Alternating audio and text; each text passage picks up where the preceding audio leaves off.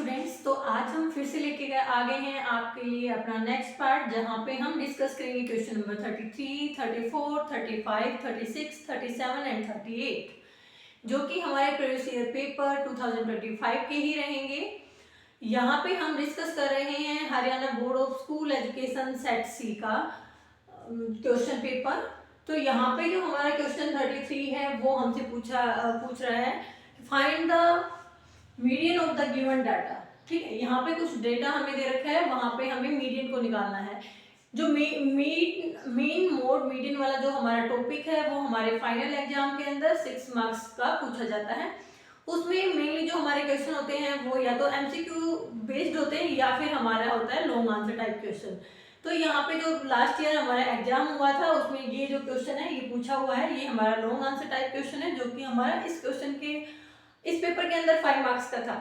ठीक है, तो यहाँ पे हमारा मेन मकसद इस सीरीज को चलाने का ये है कि आप मैथमेटिक्स के अंदर 100% जो है मार्क्स सिक्योर करें। यहाँ पे हम आपको डिटेल सॉल्यूशन के साथ साथ वो मेथड भी बताते हैं जिससे आपको पेपर में जो हमारा फाइनल एग्जाम है उसको कैसे अटेम्प्ट करना है। जैसा हम यहाँ पे आपको सिखा रहे हैं वैसे ही स्टेप बाय स्टेप आपको बोर्ड एग्जाम में जब आप पेपर अटेम्प्ट कर रहे हैं तो करना है। अगर आप इस तरीके से पेपर को अटेम्प्ट करके आते हैं तो कोई भी आपका मार्क्स नहीं काट सकता। तो आइए ज्यादा टाइम वेस्ट ना करते हुए शुरुआत कर लेते हैं अपने क्वेश्चन की। तो हमारा जो क्वेश्चन है वो कह रहा है कि यहाँ पे हमारे पास मंथली कंजम्पशन यूनिट दे रखी है और नंबर ऑफ द कंज्यूमर दे रखे हैं। तो यहाँ पे देखो, ऐसे क्वेश्चंस में हम क्या करते हैं कि सबसे पहले जो हमसे पूछा गया है उसके बारे में हम लिखते हैं कि उसके लिए हमें कौन कौन सा जो डाटा है वो रिक्वायर्ड होगा, फिर उसके हिसाब से हम स्टेप बाय स्टेप सॉल्यूशन करेंगे। तो यहाँ पे हमने देखा कि यहाँ पे हमसे पूछा गया है फाइंड द मीडियन। तो अब हमें सॉल्यूशन के टाइम सबसे पहले ये पता होना चाहिए कि मीडियन होता क्या है। तो मीडियन जो है,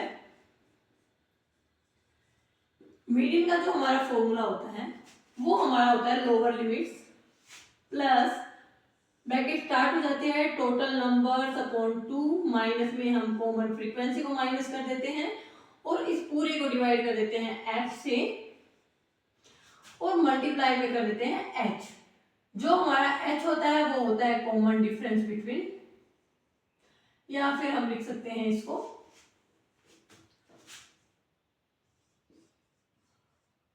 अपर लिमिट माइनस लोअर।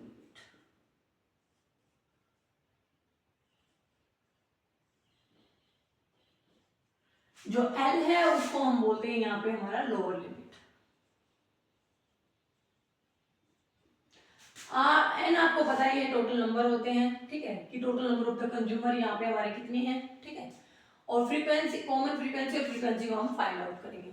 अब देखो यहाँ पे हमारे पास जो भी डाटा दिया हुआ है वो लोअर लिमिट या अपर लिमिट के फॉर्म में नहीं दिया हुआ। यहाँ पे हमें लिखा हुआ है बिलो 85, बिलो 105, बिलो 125, ठीक है, एंड सो ऑन। यहाँ पे हमें सबसे पहले जो हमारा मंथली कंजम्पशन यूनिट है उसको लोअर एंड अपर केस में ट्रांसफॉर्म करना पड़ेगा। तो यहाँ पे हम सबसे पहले देखेंगे कि इनके बीच में डिफरेंस कितना है। तो जब हम देखते हैं 85 एंड 105 को, तो यहाँ पे हमने देखा कि इनका कॉमन डिफरेंस क्या है 20। फिर हमने देखा 125 एंड 105 को, यहाँ भी 20। इट मीन जो हमारा lower limit and upper limit का जो डिफरेंस है वो हमारे पास 20 होना चाहिए। तो देखो भाई, अब हम लिख लेते हैं यहाँ पे मंथली जो कंजम्पशन यूनिट है, मंथली कंजम्पशंस,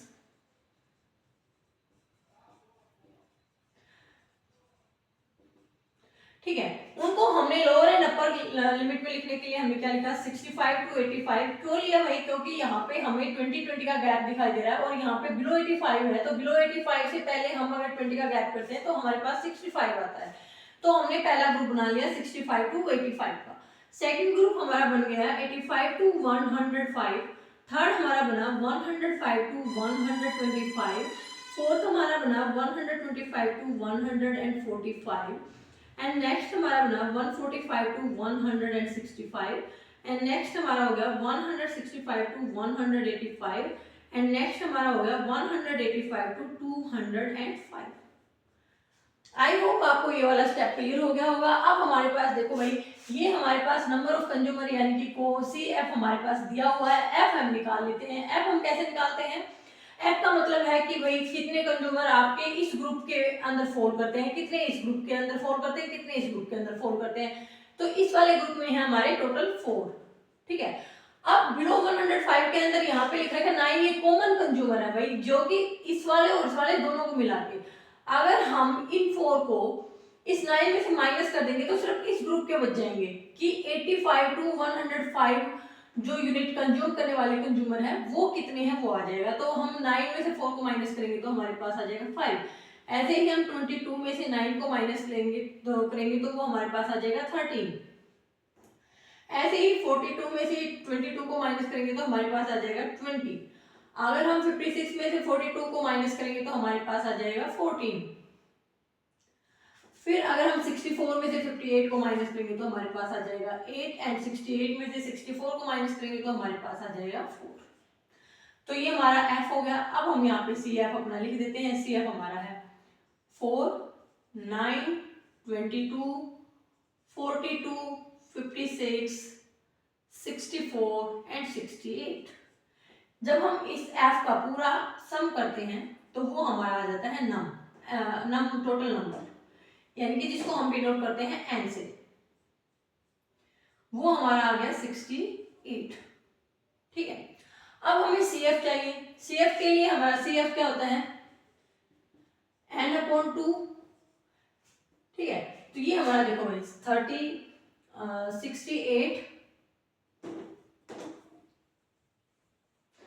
68/2 करेंगे तो ये हमारा आ गया 34। अब जो CF है ना, या तो इसके इक्वल होना चाहिए या फिर इससे बिलो वाला होना चाहिए, ठीक है।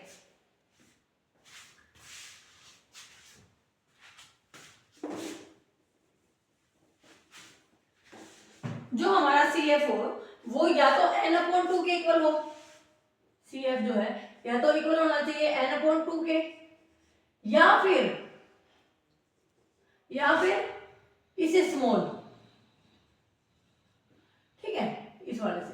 अब देखो ये हमारा 68 आया है, 2 से काटेंगे तो 34, यानी कि या तो हमारा कॉमन फ्रीक्वेंसी में 34 हो गया, उसके नियर वाला हो, यानी कि नियर का मतलब है छोटे वाला। तो यहाँ पे देखो भाई 34 कोई नहीं है, तो नियर वाला हमारे पास क्या है 22। तो अब हम यहाँ पे क्या लिख देंगे, हमारा CF जो है वो क्या है 22। अब हमारे पास आती है फ्रीक्वेंसी की बारी। अब इसके लिए हम क्या करते हैं, इसके सामने जाते हैं और सामने से अगला स्टेप लेते हैं, यानी कि यहाँ गए इससे यहाँ आ जाओ, तो ये हमारा क्या हो गया 20। और जब L है ना, वो जो हमारी ये फ्रीक्वेंसी है 20, इसी का लोअर लिमिट केस लेते हैं। तो देखो भाई ये इसकी लिमिट है और इसमें लोअर कौन सा है 125, तो ये हमारा हो गया 125 L।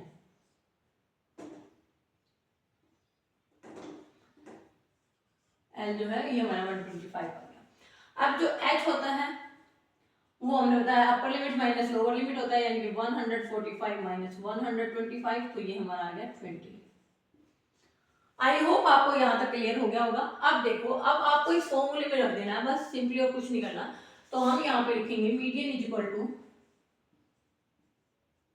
लोअर लिमिट हमारी है 125 प्लस ब्रैकेट 68/2 माइनस 22/20 और मल्टीप्लाई में 20 से 20 को कैंसिल किया, 2 से इसको काटा तो 34, तो हमारे पास क्या बच गया 125 प्लस 34 माइनस 22, तो यहाँ पे हमारे पास आ गया 125 प्लस 12, यहाँ पे हमारा ये आंसर आ गया 137। ये हमारा हो गया आंसर, यानी कि मीडियन। बहुत ही इजी क्वेश्चन था। आई होप आपको ये क्वेश्चन बहुत अच्छे से समझ में आ गया होगा। फिर भी अगर कोई भी डाउट है तो आप कमेंट सेक्शन में लिख सकते हैं, हम आपका कमेंट में लिखे हुए क्वेश्चन का डिटेल्ड सॉल्यूशन 100% देंगे, ठीक है।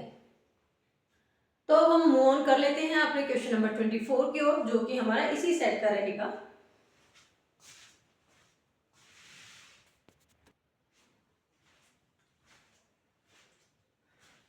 तो यहाँ पे हमारा जो 34th क्वेश्चन है वो हमारा टाइम एंड स्पीड से रिलेटेड क्वेश्चन यहाँ पे पूछा गया है, ठीक है।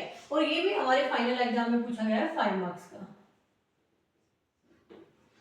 अब यहाँ पे हम क्वेश्चन को रीड कर लेते हैं कि क्या पूछा गया है। यहाँ पे पूछा गया है, a train travels at a certain average speed for a distance of 63 km and then travels a distance of 72 at an average speed of 6 km more than its original speed.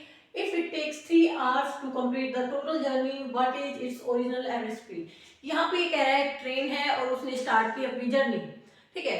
उसने कुछ एक एवरेज स्पीड लेके चली पहले, उसमें जो भी उसने स्पीड स्टार्टिंग में ली उसमें उसने कवर की 63 किलोमीटर। उसके बाद उसने 72 किलोमीटर और कवर किया, जो कि उसने ओरिजिनल में यानी कि स्टार्टिंग में जो स्पीड ली थी उसको इंक्रीज कर दिया 6 किलोमीटर पर आवर, ठीक है। और इस जर्नी को कंप्लीट करने के लिए उसने जो टोटल टाइम लिया वो लिया 3 आवर्स। तो आपको फाइंड आउट करना है कि जो उस ट्रेन की ओरिजिनल एवरेज स्पीड थी वो क्या थी। तो हम एज्यूम कर लेते हैं, let original speed of the train, ये हमने मान ली x किलोमीटर पर आवर, ठीक है। आफ्टर इंक्रीजिंग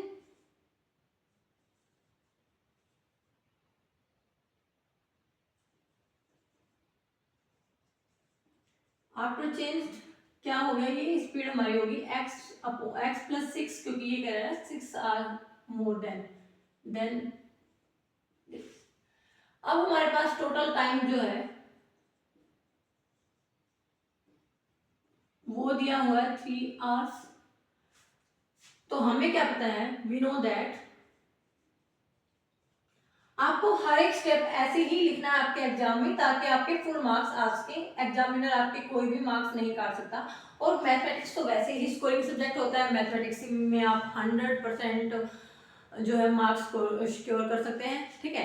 जो कि बेसिकली अदर सब्जेक्ट में थोड़ा सा मुश्किल होता है, बल्कि बट मुश्किल यानी कि नामुमकिन वहां भी नहीं होता, ठीक है। लेकिन बहुत इजी होता है मैथ के अंदर, क्योंकि मैथ के अंदर मार्क्स अगर हमारा क्वेश्चन सही है और हमने अच्छे से अटेम्प्ट किया है, स्टेप बाय स्टेप अच्छे से हमने मेंशन किए हैं, तो हमारा जो एग्जामिनर वो हमें फुल मार्क्स देने में हिचकिचाएगा नहीं।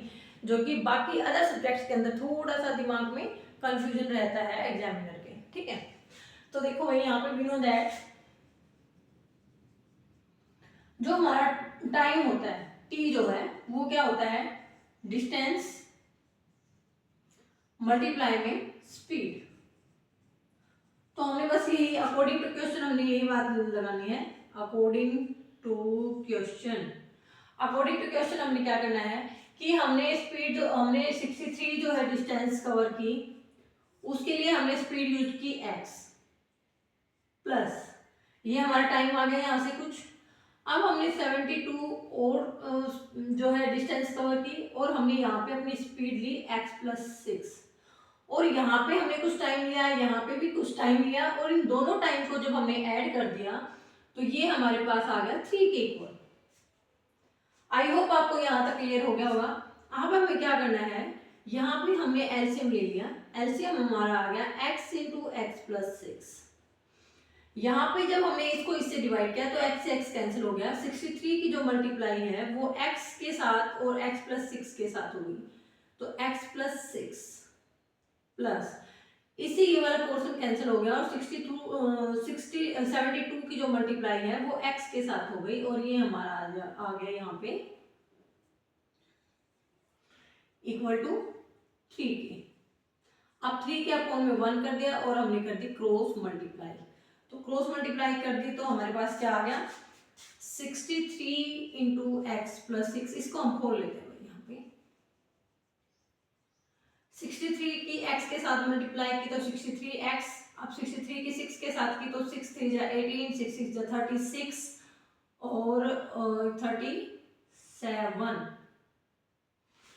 प्लस 72x इक्वल टू आ गया 3x अब इस x के स्क्वायर के साथ 3x प्लस में 18x। ठीक है, अब हम इसको आगे सोल्व करेंगे, यहां पे कर लेते हैं हम आगे सोल्व।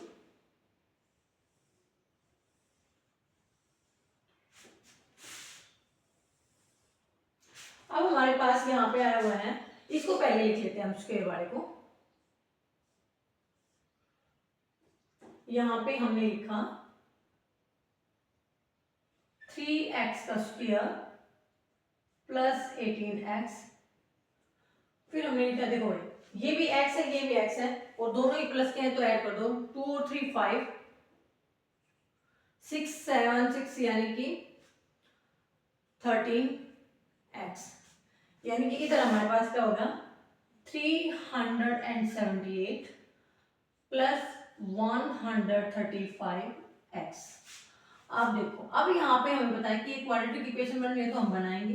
तो 3x स्क्वायर प्लस 18x, ये प्लस का है इधर आके माइनस, ये प्लस का है इधर आके माइनस, और ये हमारा आ गया 0 के। फिर हमने क्या किया 3x स्क्वायर सेम, ये प्लस का है ये माइनस का है तो माइनस वाला बड़ा है, माइनस वाले का साइन, बड़े में से छोटे को हमने माइनस कर दिया। तो हमारे पास क्या आ गया 15 में से 8 गया तो 7, 2 में से 1 गया तो 1 और 1, और हमारे पास x इसके पीछे लगा हुआ था तो x और माइनस में लिख दिया 3 7 8 इक्वल टू 0। अब देखो भाई क्वाड्रेटिक इक्वेशन को हम थोड़ा सा और सोल्व करते हैं। अब देखो यहाँ पे हमें 3 दिखाई दे रहा है, यहाँ पे भी हमें 3 दिखाई दे रहा है, क्योंकि जो भी नंबर है वो 3 से डिविजिबल है। क्यों है, क्योंकि इनका जो सम है 7 8 9 यानी कि सबको जोड़ रहे हैं तो 9 के इक्वल आ रहा है। यहाँ पे देखो ये भी 18 के इक्वल आ रहा है, यानी कि हम 3 से डिवाइड कर सकते हैं इसको। ठीक है, तो 3 से डिवाइड करने पे क्या आ जाएगा, यहाँ पे हमारे पास हो जाएगा x का स्क्वायर माइनस 3 3 जा 9 और 2 7 यानी कि 3 9 जा 27 x माइनस में 3 1 जा 3 3 2 जा 6 और 3 6 जा 18 0। अब हम इसको बाय फैक्टराइजेशन मेथड जो है इसको आगे सोल्व करेंगे x की वैल्यू को फाइंड आउट करने के लिए। अब हमें 39 के जो है ऐसे पीसीज करने हैं कि अगर हम मल्टीप्लाई करें तो हमारा आए 39 और हम डिवाइड करें तो आए हमारा 126। तो देखो भाई यहाँ पे हम इसको ऐसे करके दिखाते हैं आपको। तो हम 126 को लिखेंगे तो यहाँ पे हमने 2 से किया, 2 6 जा 2 3 जा, फिर हमने 3 से किया 3 2 जा 3 1 जा, 3 से किया 7, फिर 7 से किया 1। यानी कि अगर हम इनको मिला देते, देखो ऐसे करेंगे हम 7 2 जा 14, 14 3 जा 42, 42 और 3। देखो भाई अगर हम इनको माइनस करते हैं तो ये हमारे ये वाले जो है पेयर आओगे। ठीक है, देखो भाई यहाँ पे हमें, मैं एक बार आपको लॉन्ग आंसर बता देती हूँ कि कैसे निकालना है और फिर हम इसका शॉर्टकट भी आपको बताएंगे। तो यहाँ पे देखो हमने क्या किया, x का स्क्वायर माइनस यहाँ पे 39 को हमने लिख दिया 42x और प्लस का 3x और माइनस का लिख दिया 126 इक्वल टू 0। अब देखो यहाँ इन दो में से क्या कॉमन है, आपके पास x कॉमन है तो x माइनस में 42 हमने लिखा, यहाँ पे हमारा प्लस 3 कॉमन है तो x माइनस में 3 4 जा एंड 3 2 जा इक्वल टू 0। हमारे पास यहाँ पे देखो x minus 42 and x minus 42, x minus 42 को हमने फिर से कॉमन लिया, यहाँ पे हमारे पास x बच गया, यहाँ पे हमारे पास ओनली बचा 3 और ये भी इक्वल टू हमने लिख दिया 3। अब इसका मतलब हमारे पास क्या हो गया कि जो x माइनस 42 है वो भी हमारे पास 0 के इक्वल है और x प्लस 3 भी है वो भी हमारे पास 0 के इक्वल है। यहाँ से अगर हम x निकालें तो वो हमारा हो गया पॉजिटिव 42 एंड यहाँ से अगर हम x निकालें तो ये हमारा आ गया माइनस का 3। अब देखो भाई स्पीड है तो वो नेगेटिव तो हो नहीं सकती, तो हम लिखेंगे speed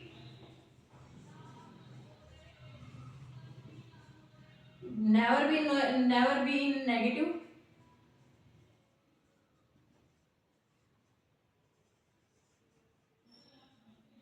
so x equal to क्या आ गया हमारे पास 42। तो ओरिजिनल स्पीड हमारी क्या आ गई,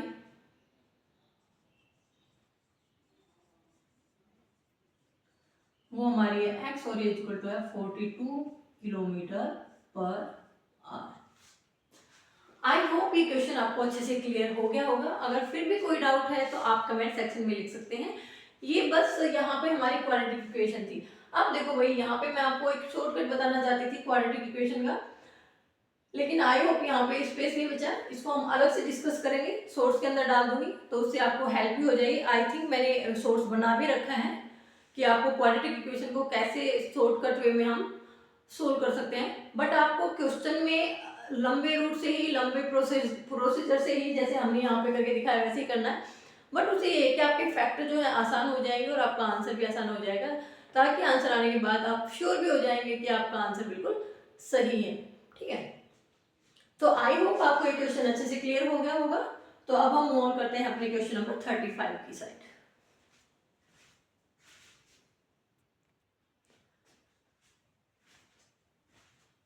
तो स्टूडेंट्स, हमारा जो क्वेश्चन नंबर 35 है वो क्या कहता है, sides A B and B C and median A D of a triangle A B C. ये हमारी ट्रायंगल है ए बी सी, इसकी जो साइड है A B, B C and जो मीडियन है ए डी, ये वाला,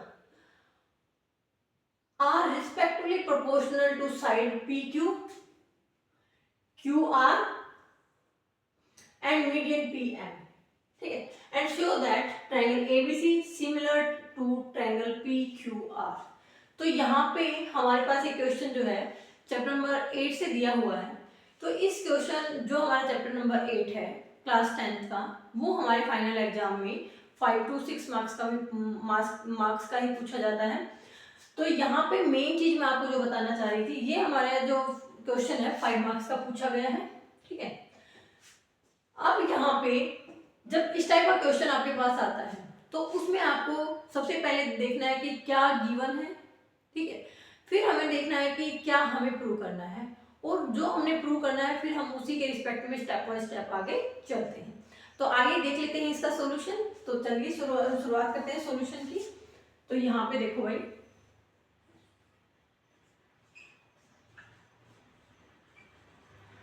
हमने क्या देखा कि गिवन क्या क्या है। तो हमने यहाँ पे लिखा गिवन, क्या क्या गिवन है भाई, वो देखो। ये हमारी इसमें बता दें कि ये प्रोपोर्शनल है। प्रोपोर्शनल का मतलब क्या हो गया कि अगर हम ए बी के अपॉन में पी क्यू करते हैं तो वो किसके इक्वल हो जाएगी, वो हमारी हो जाएगी बी सी अपॉन में क्यू आर के। और जो हमारा ए डी है यानी कि जो मीडियन है वो भी हमारा प्रोपोर्शनल है, तो वो हमारा हो जाएगा पी एम के इक्वल। आई होप ये चीज आपको अच्छे से क्लियर हो गई होगी। ठीक है, एक तो हमारे पास ये चीज गिवन है, और दूसरी चीज हमारे पास क्या गिवन है कि जो हमारा ए डी है, A D and P M जो है ना, वो क्या है, मीडियन है।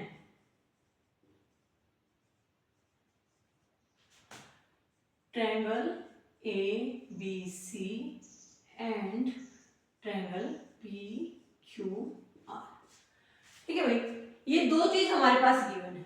अब देखो, अगर हमारे पास एडी एंड पीएम जो है मीडियन है triangle ABC and triangle P Q are के,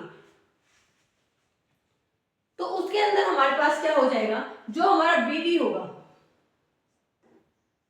जो हमारा बीडी होगा वो इक्वल टू हो जाएगा 1/2 BC, 1/2 BC। क्यों हो जाएगा भाई, देखो ये बीडी है, मीडियन है, तो यानी कि ये दोनों पार्ट, इसको भी ये मैंने थोड़ा सा गलत मेंशन कर रखा है, इसको ऐसे आप कर सकते हैं।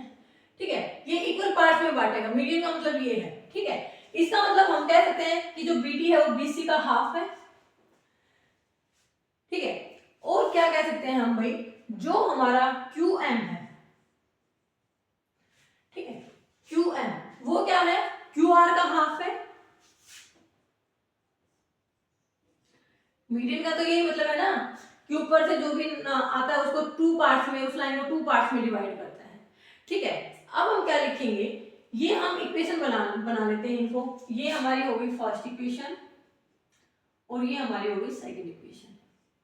अब हम इसको यूज करेंगे, यहाँ पे हम लिखेंगे by dividing 1 and 2, by dividing 1 and 2। अच्छा, यहाँ पे वही गिवन के बाद आप प्रूव भी लिख लेंगे कि टू प्रूव क्या करना है हमें, ठीक है। अब हम क्या डिवाइड करेंगे तो क्या हो जाएगा, बी डी अपॉन में क्यू एम इक्वल टू हो जाएगा 1/2 BC अपॉन हो जाएगा 1/2 क्यू आर। 1/2 से 1/2 कैंसिल, तो यहां से हमारे पास क्या आ गया, B D equal to upon में क्यू एम इक्वल टू हो जाएगा बी सी अपॉन में क्यू आर, ठीक है। ये हमारे पास आ गया। अब हम क्या करेंगे, ये हमारे पास समझ लो कि हमारी इक्वेशन आ गई थर्ड, ठीक है। यहाँ पे वही इक्वेशन, क्योंकि हम इसको भी यूज करेंगे तो इसको इक्वेशन 1 मान लेते हैं, ये हमारी 2 इक्वेशन हो जाएगी और ये 3 हो जाएगी यहाँ पे, और यहाँ पे हम लिखेंगे बाय डिवाइडिंग 2 and 3, ठीक है। और अब हम लिखेंगे बाय जो हमारी इक्वेशन आई है फर्स्ट एंड फोर्थ, ठीक है।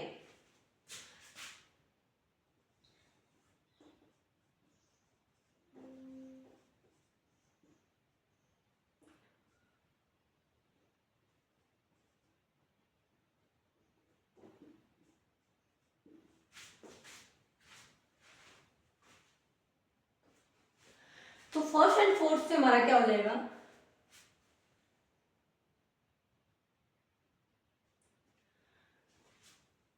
देखो भाई ये हमारी फर्स्ट है और ये हमारी फोर्थ है। अब देखो यहाँ पे क्या लिखा हुआ है, बी डी अपॉन में लिखा हुआ है क्यू एम, तो क्या हम B D upon Q M जो है हमारा और B C upon Q R, तो हमारा जो B C upon Q R है उसको हम क्या लिख सकते हैं, B D upon Q M. तो हम क्या लिख देंगे यहाँ पे, ए बी अपॉन में P Q, A B upon में P Q is equal to होगा B C B D upon में क्यू आर, क्योंकि ये B C upon Q R, B C upon Q R अगर ये इसके इक्वल है तो हम B C upon Q R की जगह लिख सकते हैं ना बी डी अपॉन में क्यू एम, और ये इज इक्वल टू हो जाएगा हमारा A D upon P M.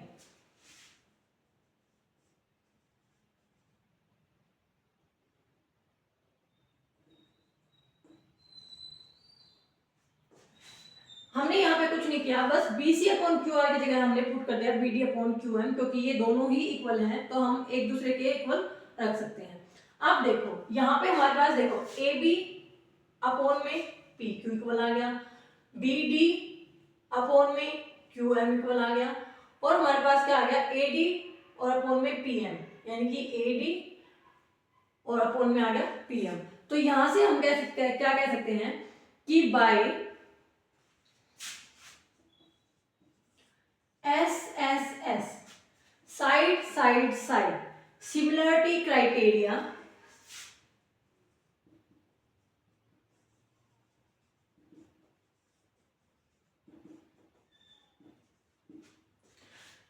ठीक है, इसे क्या हो गया, ट्रायंगल जो हमारी है कौन सी ट्रायंगल, ए बी डी ये वाली, यानी कि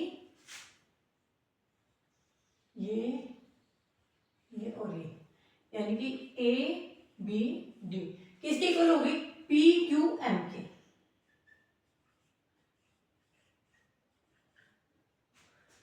आई होप यहां तक आपको अच्छे से क्लियर हो गया होगा।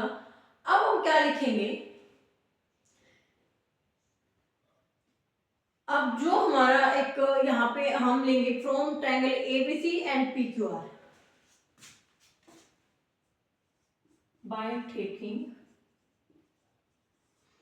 Triangle ABC and P Q R. तो इसके अंदर हमारे पास क्या है, जो हमारा एबीसी है, ठीक है, इसमें जो हमारा ए है,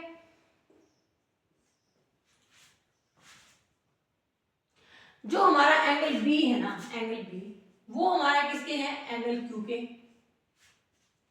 क्योंकि ये दोनों ही ए बी और बी डी से बना हुआ है, ये हमारा पी क्यू एंड क्यू जे, यानी दोनों इक्वल है, प्रोपोर्शनल है, तो इसका मतलब इनका जो एंगल होगा वो भी हमारा इक्वल हो गया, इक्वल हो जाएगा। ठीक है, अब जो दूसरी चीज है उससे हमारा क्या हो जाएगा, जो हमारी ए बी है और एक चीज हमारे पास दे रखी है ए बी अपॉन में जो पी क्यू है वो इज इक्वल टू किसके है भाई, B C upon Q R. ये हमारा यहाँ पे गिवन है, ये गिवन है, तो इससे क्या हो गया, angle B and angle Q जो हमारा हमने पहले से ही प्रूव कर दिया।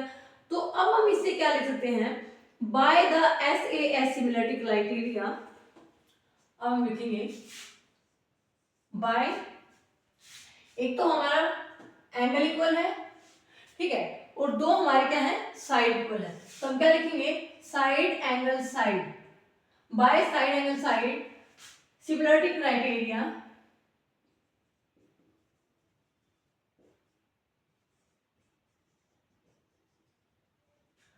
क्या प्रूव कर रहा है भाई, जो हमारे ट्रायंगल एबीसी है वो किसके सिमिलर है, ट्रायंगल पी क्यू आर के।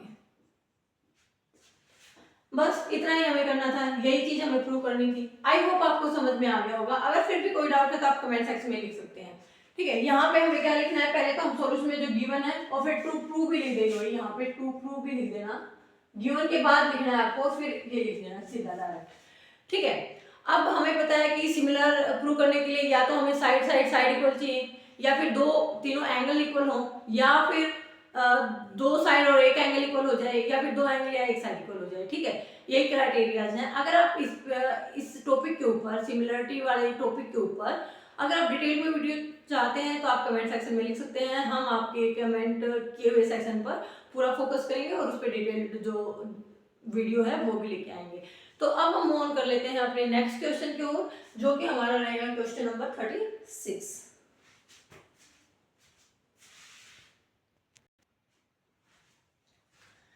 तो भी जो हमारे क्वेश्चन नंबर 36, 37 एंड 38 जो है वो हमारे केस स्टडी के ऊपर बेस्ड है।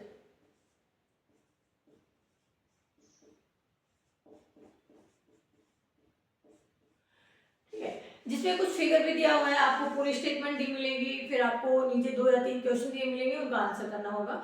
तो इसलिए हम यहाँ पे ग्राफ की हमें जरूरत पड़ेगी, तो हम इसको बोर्ड पे ना करवा के आपको जो कंप्यूटर की स्क्रीन पे अच्छे से करवा पाएंगे।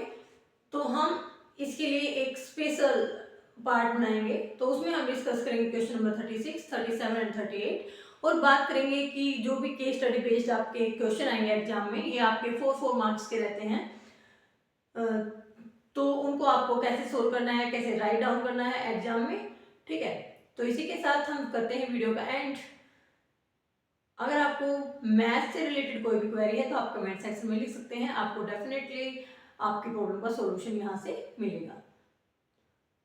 आई होप आपको जितना हमने करवाया उतना समझ में आया होगा। इसी के साथ करते हैं वीडियो का एंड, तो थैंक यू सो मच।